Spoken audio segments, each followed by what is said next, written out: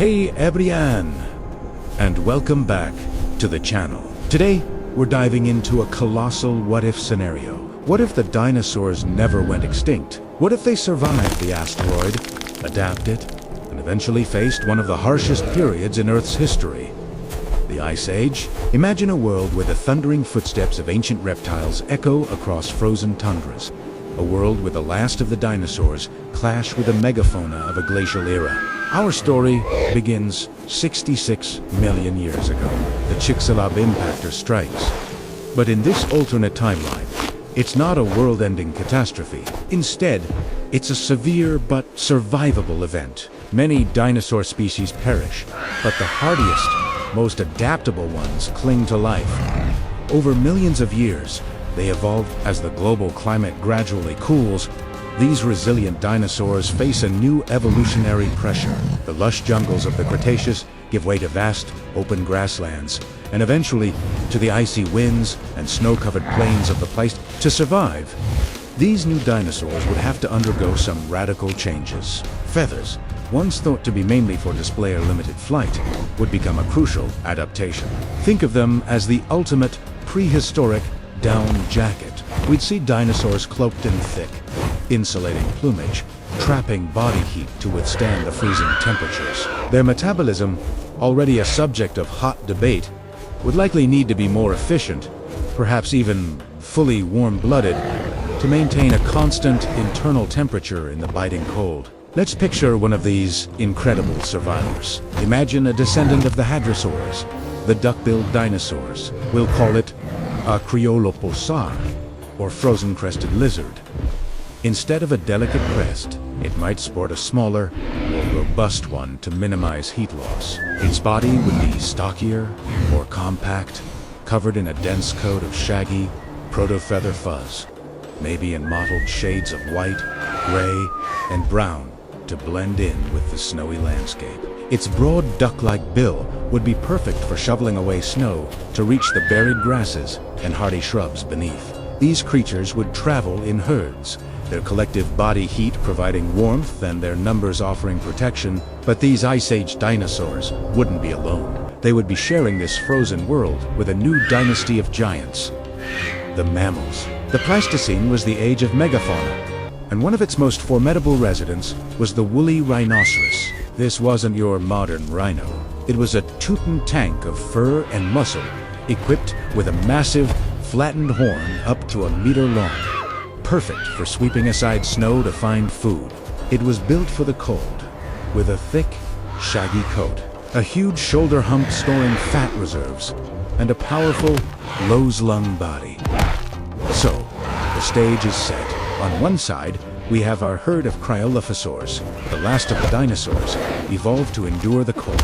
On the other, the Woolly Rhinoceros, a mammal perfected by millions of years of glacial cycles. Both are herbivores, both are massive, and both need the same scarce resource, the frozen grass hidden under the snow.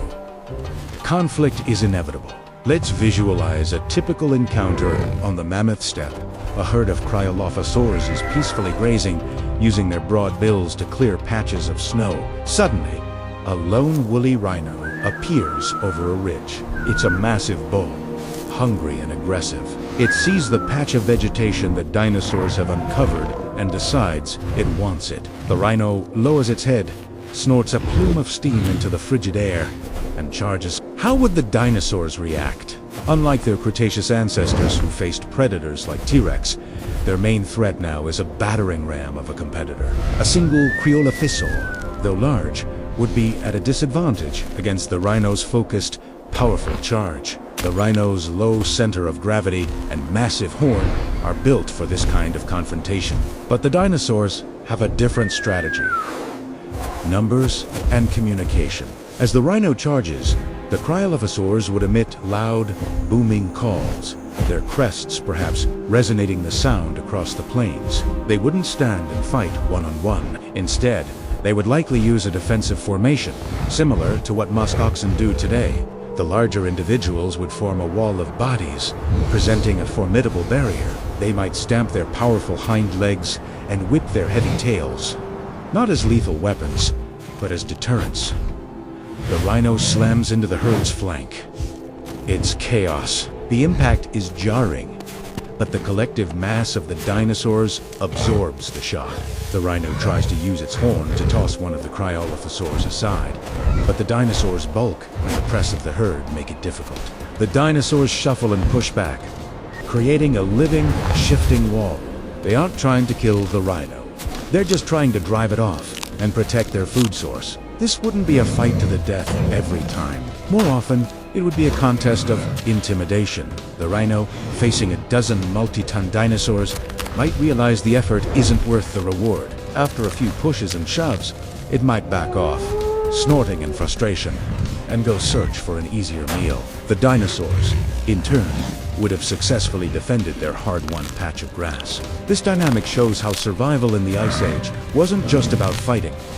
It was about energy conservation. Every calorie was precious. A full-blown battle could lead to injury, and in this unforgiving environment, a serious injury was a death sentence. So, both the Cryolophosaur and the Woolly Rhino would have evolved behaviors to avoid costly fights, relying on display, intimidation, and strategic retreats. What about predators? An Ice Age with dinosaurs would have Ice Age dinosaur predators. Imagine a dromaeosaur, a raptor, that evolved for the cold. Let's call it a Boreonychus, or northern claw. It wouldn't be the scaly creature from the movies. It would be completely covered in thick, bird-like feathers, maybe pure white, like a snowy owl. It would be larger and stockier than its ancestors, with broader feet, like a lynx to walk on snow. These Boreonychus would hunt in packs, using cunning and strategy. They wouldn't take on a healthy adult Cryolophosaur or a woolly rhino. That would be suicide. Instead, they would stalk the herds, watching for the old, the sick, or the very young. They would use the terrain, hiding behind snowdrifts and rocky outcrops, to get close before launching a coordinated attack. Their famous sickle claws would be used to latch on and wear down their prey, causing bleeding and exhaustion in the freezing cold. For the Cryolophosaur herd, these feathered predators would be a constant threat. The herd's safety in numbers strategy would be their primary defense. Adults would encircle the young, using their size and powerful tails to keep the nimble Boreonychus at bay. A chase across the frozen plains would be a dramatic spectacle, a pack of feathered hunters relentlessly pursuing a young, bellowing dinosaur while the rest of the herd tries to fend them off. So, who would ultimately win the Ice Age, the adapted dinosaurs or the native mammals? It's tough to say. The dinosaurs, with 66 million more years of evolution on their side, would be incredibly rare. But the mammals, like the woolly rhino, were perfectly sculpted by the Ice Age environment from the ground up. They were specialists. Perhaps the answer is that neither would win. They would coexist, each carving out a niche in a shared, brutal world. They would compete, they would fight, and they would be hunted by common predators. The soundscape of the Pleistocene would unjust be the trumpeting of mammoths and the roar of cave lions. It would be punctuated by the deep calls of hadrosaurs and the shrill cries of raptors. This incredible thought experiment reshapes our entire vision of the prehistoric world. It bridges the gap between two iconic eras of life on Earth, creating a world more fantastic and awe-inspiring than we could ever imagine. The image of a feathered dinosaur standing silhouetted against the northern lights is a powerful one, a testament to the incredible resilience of life. What do you think? Could dinosaurs have survived the Ice Age? And who would you bet on in a showdown between a Cryolophosaur and a woolly rhino? Let me know your thoughts down in the comments. It's always fascinating to read your theories and ideas. Thanks for joining me on this journey into an alternate past. If you enjoyed this what-if scenario, be sure to hit that like button and subscribe for more deep dives into the world of prehistoric life. Ring that notification bell so you don't miss our next adventure. Until next time, stay curious.